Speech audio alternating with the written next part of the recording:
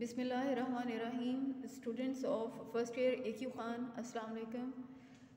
امید ہے آپ خیریت سے ہوں گے. آج ہم اپنا اگلا لیکچر جو ہے وہ کرنے جا رہے ہیں، اور یہ نظم ہے حلال استقلال، اور اس کے شاعر ہیں حفیظ جالندھری. اچھا، سب سے پہلے میں آپ کو یہ بتا دوں کہ اس نظم کو ہم 2 لیکچرز میں ڈیوائڈ کریں گے. ٹھیک ہے، یہ نظم 8 اشعار پر مشتمل ہے، اور ہم اس کو 4 شعر کے 2 لیکچرز میں ڈیوائڈ کریں گے. ٹھیک ہے، ابھی جو لیکچر میں آپ کو دینے جا رہی ہوں، اس میں ہم پہلے 4 شعر جو ہیں وہ ڈسکس کریں گے. ٹھیک ہے، اور اس پر بات کریں گے. حلال استقلال، شاعر ہیں حفیظ جالندھری. حفیظ جالندھری جو کہ شاہنامہ اسلام کے خالق ہیں. انہوں نے ایک بہت ہی شہرہ آفاق مثنوی لکھی ہے شاہنامہ اسلام کے نام سے، جس میں انہوں نے اسلامی تاریخ کو جو ہے وہ سمونے کی کوشش کی ہے اس کے اندر، اور وہ ایک طویل نظم کی شکل میں لکھی گئی ہے، اور ان کا ایک بہت بڑا کارنامہ سمجھی جاتی ہے. اس کے ساتھ ان کا جو ایک بہت بڑا تعارف وہ یہ کہ وہ ہمارے قومی ترانے کے خالق بھی ہیں، اور ہمارے سلیبس میں جو ان کی نظم شامل ہے حلال استقلال، آج ہم اس پر بات کریں گے. حلال استقلال کا پس منظر ہم دیکھیں تو حلال استقلال یہ وہ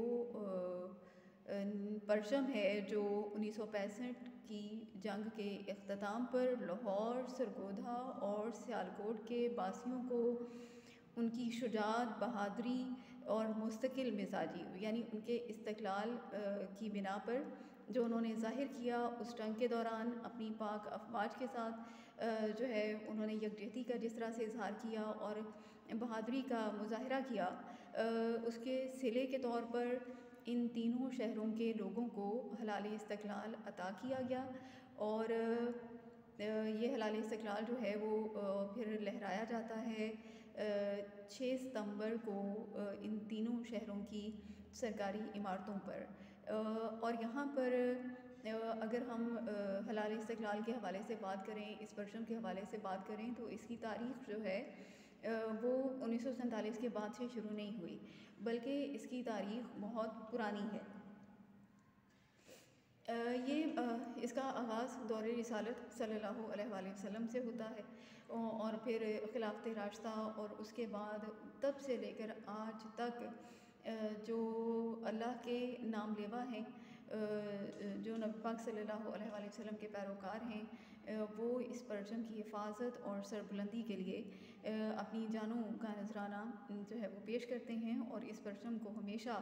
سربلند رکھنے کی کوشش کرتے ہیں، کیونکہ پرچم کی سربلندی جو ہے وہ کسی قوم کی عزت اور وقار کی علامت ہوتی ہے، اور پرچم کا سرنگوں ہونا کسی قوم کی شکست کی علامت ہوتا ہے. تو ہماری اسلامی تاریخ ایسے بے شمار کارناموں سے بھری پڑی ہے، جس میں ہم دیکھتے ہیں کہ جو مجاہدین تھے انہوں نے اس پرچم کی سربلندی کے لیے اپنی جان تک قربان کر دی، لیکن اس پرچم کو کبھی سرنگوں ہونے نہیں دیا. تو موجودہ دور کے ایک بہت قابل ذکر شاعر عباس تابش اپنے ایک شعر میں کہتے ہیں کہ ہم تو اس کارگہ رزم میں رہتے ہیں جہاں ہاتھ کٹ جائیں تو دانتوں سے علم اٹھتے ہیں. تو اس شعر سے بھی ہمیں کسی قوم کے پرچم کی جو اہمیت ہے اس قوم کے لوگوں کی زندگی میں اس کا پتہ چلتا ہے. اور ابھی اس نظم میں بھی ہم یہ تمام معاملات جو ہیں وہ اشعار کے اندر ڈسکس کریں گے. پہلا شعر دیکھتے ہیں، جس میں شاعر کہتے ہیں کہ یہ استقلال کا پرچم ہے، استحکام کا پرچم، شہیدوں غازیوں کے ہاتھ سے انعام کا پرچم. پہلے تھوڑا سا لفظوں کے مطلب پر، ان کے جو معنی ہیں ان پر غور کر لیتے ہیں. استقلال کا مطلب ہوتا ہے ثابت قدمی، مستقل مزاجی. تو یہ جو پرچم ہے یہ مسلمان قوم کی ثابت قدمی اور اس کی مستقل مزاجی کو ظاہر کرتا ہے کہ مسلمان قوم جو ہے وہ اس پرچم کی حفاظت کے لیے کس قدر ثابت قدمی کا مظاہرہ کرتی ہے، اور اس پرچم کی حفاظت اور اس کی سربلندی کے لیے وہ اپنی جان کا نذرانہ تک دینے سے گریز نہیں کرتے، اور ہر حال میں اس پرچم کو سربلند رکھتے ہیں. ٹھیک ہے، پھر کہا استحکام کا پرچم، اور اس پرچم کا جو ہے وہ سربلند ہونا، اس کا لہرانا جو ہے وہ مسلمان قوم کے استحکام اور مضبوطی کی علامت کہ مسلمان قوم جو ہے وہ ایک عظیم قوم ہے اور وہ اپنے پرچم کی حفاظت کرنا جانتی ہے، پرچم کو سر بلند رکھنا جانتی ہے اور پرچم کی مضبوطی کی یا یہ جو پرچم ہے وہ اس قوم کی مضبوطی کی علامت سمجھا جاتا ہے، ٹھیک ہے۔ سیکنڈ مصرعے میں شاعر کہتے ہیں کہ شہیدوں غازیوں کے ہاتھ سے انعام کا پرچم۔ یہ پرچم ہمیں ملا کیسے ہے؟ اس پرچم کی تاریخ بہت پرانی ہے۔ شہید وہ ہوتا ہے جو اللہ کی راہ میں لڑتے ہوئے اپنی جان کا نذرانہ پیش کرتا ہے، اور غازی وہ ہوتا ہے جو اللہ کی راہ میں لڑتا ہے اور فتح یاب ہو کر میدان جنگ سے واپس لوٹتا ہے۔ تو یہ ہماری قوم کے شہیدوں اور غازیوں دونوں طرح کے لوگوں کی طرف سے ہمیں انعام کے طور پر عطا ہوا ہے۔ تو اس سلسلے میں ہم دور رسالت سے بات کا اگر آغاز کریں اور پھر خلافت راشدہ اور پھر مارکہ کربلا،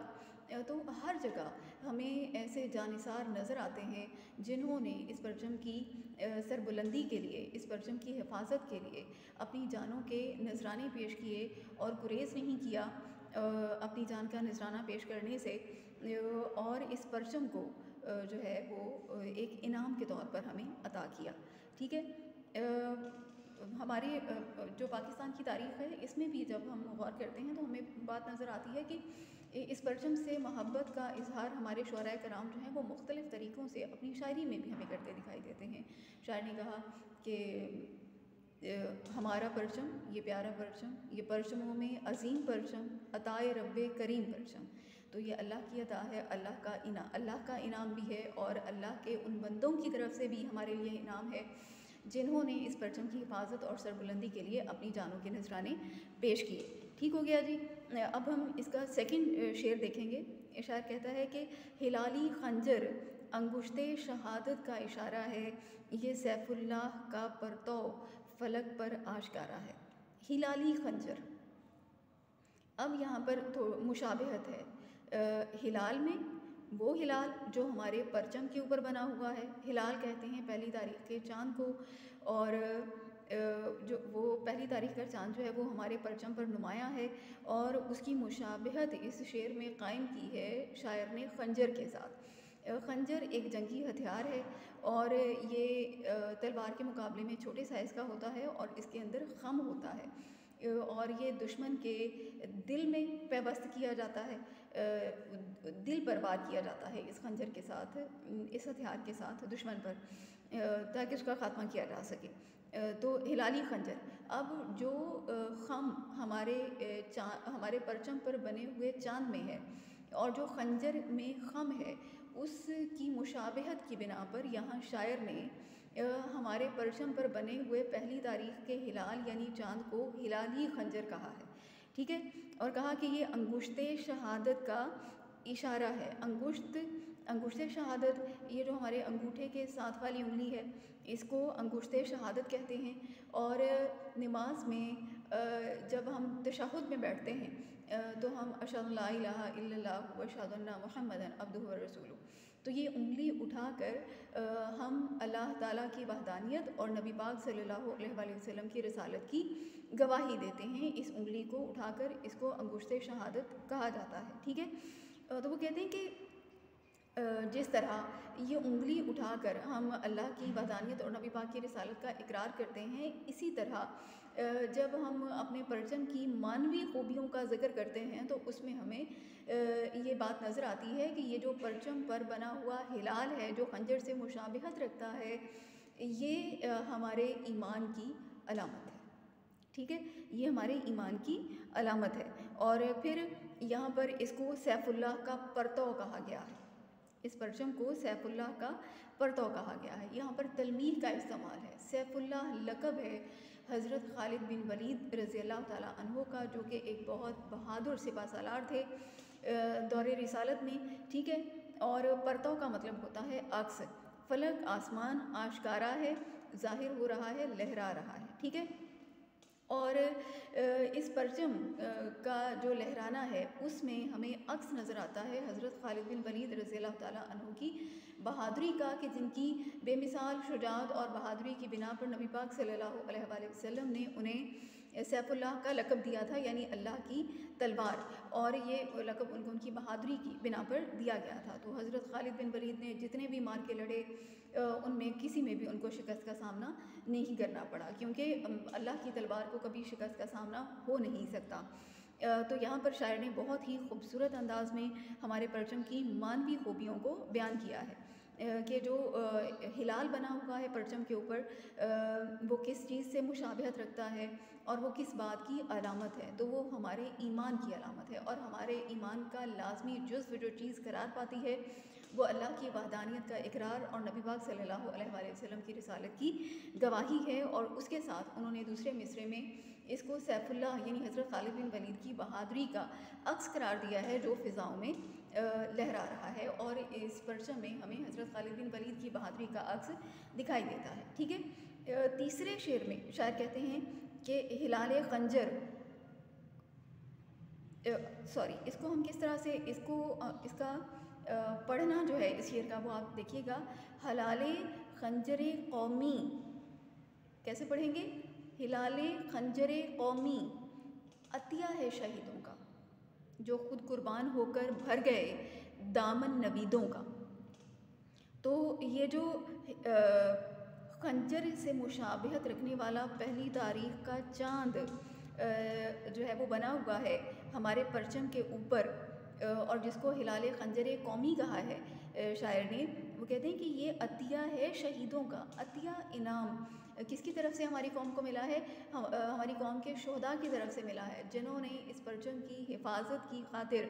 اپنی جانوں کا نذرانہ پیش کر دیا، شہید کہلائے، لیکن اس پرچم کو سرنگوں نہیں ہونے دیا۔ پھر کہا کہ جو خود قربان ہو کر بھر گئے دامن نویدوں کا، انہوں نے اس پرچم کی حفاظت کی خاطر اپنی جانوں کا نذرانہ پیش کیا، انہوں نے اپنے آج کو ہمارے کل کے لیے، اپنے حال کو ہمارے مستقبل کو محفوظ بنانے کے لیے انہوں نے قربان کیا، اور ہمارے دامن کو وہ خوشیوں سے بھر گئے، یعنی ہمیں آزادی جیسی نعمت عطا کر گئے۔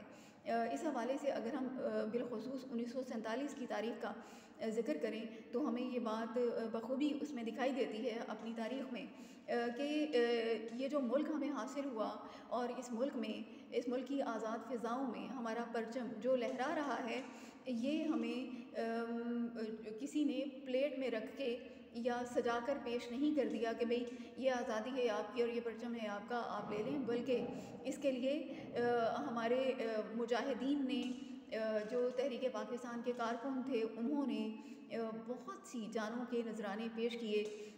تو جس کے نتیجے میں ہمیں یہ آزادی ملی، ہمیں یہ آزاد ملک ملا جس میں ہمارا یہ قومی پرچم جو ہے وہ لہرا رہا ہے، اور ہماری آزادی ہماری مستقل مزاجی اور ہمارے استحکام کی علامت بنا ہوا ہے۔ تو یہ ہمیں ملا کیسے ہے؟ یہ شہیدوں کی قربانیوں کے نتیجے میں یہ پرچم ہمیں حاصل ہوا ہے، ٹھیک ہے۔ تو ابھی ہم اس کا چوتھا شعر جو ہے وہ دیکھیں گے۔ شاعر کہتے ہیں کہ حسین ابن علی کے اسوۂ مردانہ کا پرچم، برائے شمع ملت سوزش پروانہ کا پرچم۔ اب یہاں پر بھی بہت ہی خوبصورتی کے ساتھ تلمیح کا استعمال ہوا ہے، اور حسین ابن علی، حضرت امام حسین علیہ السلام کے ان کی اس عظیم اور لازوال قربانی کی یاد اس شعر میں تازہ ہوئی ہے کہ جو انہوں نے میدان کربلا میں حق و صداقت کا علم بلند کیا، یزید کی بیعت سے انکار کیا اور کلمہ حق بلند کیا اس کی بیعت کے خلاف، کیونکہ یزید کا جو طرز عمل تھا وہ شاہانہ تھا، وہ خلافت کے اصولوں پر مبنی نہیں تھا، جس کی بنا پر حضرت امام حسین علیہ السلام نے اس کے خلاف علم بغاوت بلند کیا، ٹھیک ہے۔ تو یہ جو پرچم ہے ہمارا، یہ حضرت امام حسین علیہ السلام کی بہادری کا نمونہ ہے، اسوۂ مردانہ، اسوہ نمونہ، مثال، مردانہ ان کی جو بہادری کی مثال ہے، تو یہ اس کا پرچم ہے۔ اس سے ہمیں یہ جو پرچم آج ہمارے پاس ہے، اس کی تاریخ میں ہمیں، اس کی بنیادوں میں ہمیں حضرت امام حسین علیہ السلام اور ان کے خاندان کے 72 افراد کا خون جو ہے وہ نظر آتا ہے کہ انہوں نے کس طرح اپنے پورے خاندان کو اللہ کے نام پر قربان کر دیا، اللہ کے نام کی سربلندی کے لیے قربان کر دیا، اس پرچم کی سربلندی کے لیے جو کہ اسلام کا پرچم ہے، اس کی سربلندی کے لیے قربان کر دیا۔ تو اس پرچم میں ہمیں عکس نظر آتا ہے حضرت امام حسین علیہ السلام کی بہادری کے نمونے کا، کہ کس طرح سے انہوں نے اس پرچم کی اپنے خون سے آبیاری کی، اس کی حفاظت کی اور اس کو موجودہ دور کے لوگوں تک یہ پہنچا، یہ پرچم ان کی بہادری کے نتیجے میں، ٹھیک ہے۔ پھر کہا برائے شمع ملت سوزش پروانہ کا پرچم، برائے کے لیے شمع ملت، اگر یہ کہا جائے کہ ملت جو ہے وہ ایک شمع ہے تو سوزش پروانہ، تو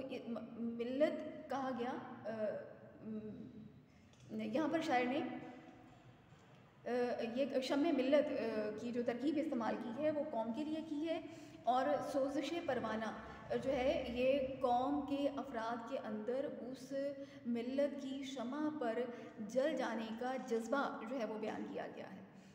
کہ اگر ہم یہ کہیں جس طرح ایک شمع پر پروانے قربان ہونے کے لیے ہر وقت تیار رہتے ہیں، شمع جلتی ہے، پروانے آتے ہیں، بھنورے آتے ہیں، اس پر جل کر راکھ ہو جاتے ہیں، تو اسی طرح جو ملت اسلامیہ ہے اس کے افراد ملت کی اس شمع پر ہمیشہ قربان ہونے کے لیے تیار رہتے ہیں، یعنی اپنی قوم کی حفاظت کے لیے، اپنے پرچم کی حفاظت کے لیے وہ مسلمان قوم کے افراد جو ہیں وہ ہمیشہ تیار رہتے ہیں کہ اگر اپنی قوم کی حفاظت کے لیے، اپنے پرچم کی حفاظت کے لیے انہیں اپنی جانوں کا نذرانہ بھی پیش کرنا پڑے تو وہ اسے دریغ نہیں کریں گے، اور وہ حضرت امام حسین علیہ السلام کے اسوہ مردانہ کی پیروی کرتے ہوئے اپنی جان تو قربان کر دیں گے لیکن اس پرچم کو کبھی بھی سرنگوں نہیں ہونے دیں گے۔ تو اسٹوڈنٹس، جیسا کہ میں نے اس لیکچر کے آغاز میں آپ کو بتایا تھا کہ اس نظم کو ہم 2 لیکچرز میں ڈیوائڈ کریں گے۔ اس لیکچر میں ہم نے اس کے پہلے 4 شعر ڈسکس کیے ہیں اور مجھے امید ہے کہ آپ کو بہت اچھے طریقے سے سمجھ آ گئے ہوں گے۔ آپ نے ان 4 اشعار کو بہت ہی اچھے طریقے سے تیار کر لینا ہے، اور اگلے لیکچر میں انشاءاللہ ہم اگلے 4 اشعار جو ہیں وہ ڈسکس کریں گے۔ تو اپنا بہت سارا خیال رکھیے گا، دعاؤں میں یاد رکھیے گا۔ اللہ حافظ۔